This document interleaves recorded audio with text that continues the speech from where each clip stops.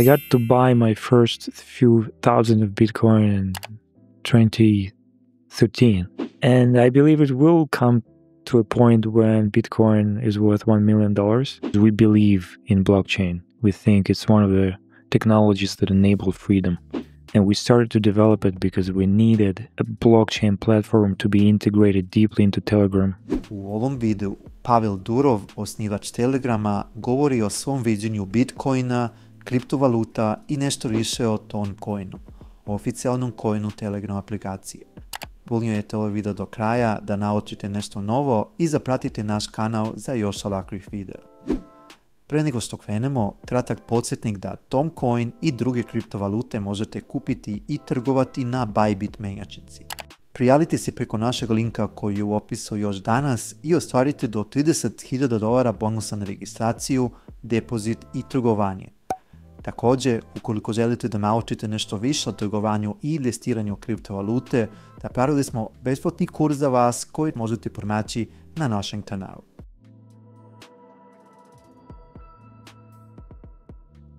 We would never use, for example, your personal messaging data or your context data or your metadata or your activity data to target ads. We are also experimenting a lot with blockchain-based technologies. We're the first app to allow people to directly own their username and their digital identities using smart contracts and NFTs. Removing Telegram from the picture. So, for example, Telegram cannot confiscate your username from you. It's impossible. So we're not greedy here. We want people to succeed in building these tools for our users. We understand that many apps bring us users. The more users we have, the more successful and relevant Telegram becomes. I mean, you have to tell me about the Ton Blockchain and the crypto ecosystem available through Telegram. So what is Ton, aka the open network blockchain? Ton is a blockchain technology that we initially developed in 2018 and 2019. And we started to develop it because we needed a blockchain platform to be integrated deeply into Telegram, because we believe in blockchain. We think it's one of the technologies that enable freedom.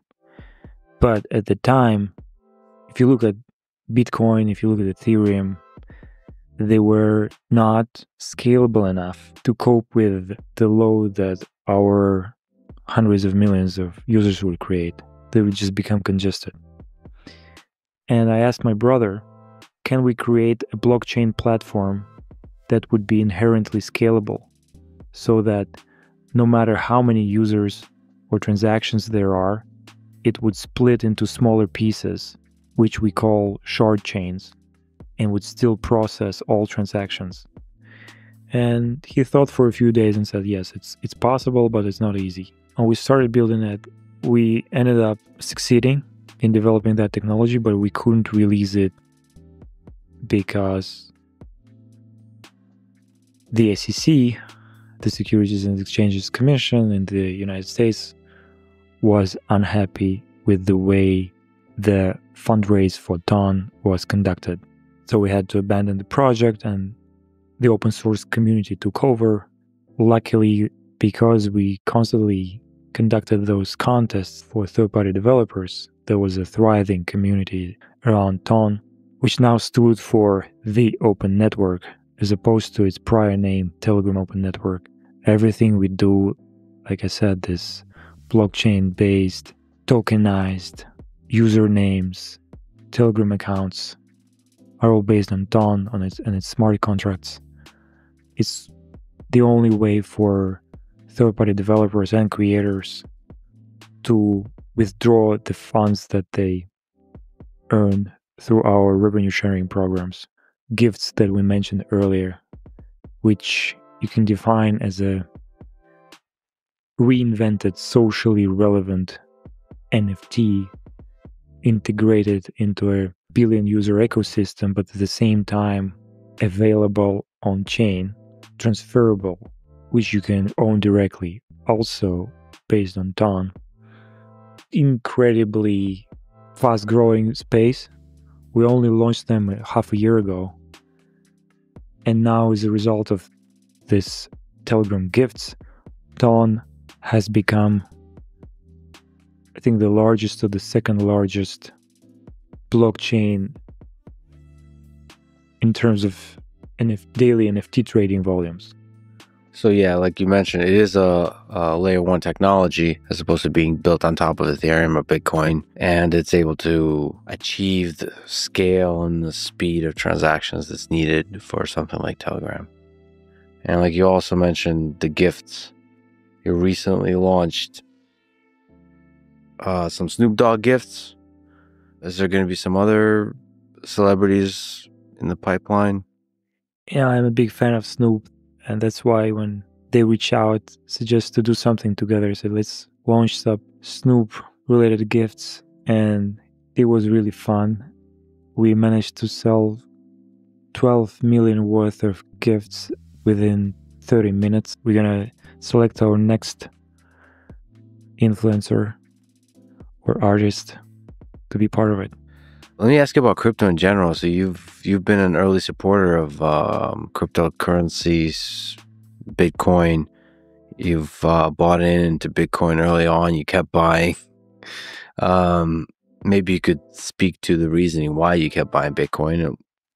Do you think Bitcoin will go to $1 million? Do you think it'll keep increasing? And Bitcoin and all the other cryptocurrencies. I was a big believer in Bitcoins since more or less the start of it. I got to buy my first few thousand of Bitcoin in 2013, and I didn't care much. I think I bought at the local maximum. It's something like $700 per Bitcoin. And I just threw a couple of millions there. And a lot of people, after Bitcoin later next year went down, somewhere close to 300, 200, started to express their sympathy to me. They say, oh, you poor fellow, you made this horrible mistake investing in this new thing, but don't feel bad about it. We still have some respect for you. And my response to them was, I don't care, I'm not going to sell it. I believe in this thing. I think this is the way money should work. Nobody can confiscate your Bitcoin from you. Nobody can censor you for political reasons. This is the ultimate means of exchange. And again, I'm now talking about Bitcoin, but it relates to cryptocurrencies in general. So I have been able to fund my lifestyle, so to say, from my Bitcoin investment. Bitcoin is here to stay. All the fiat currencies remains to be seen.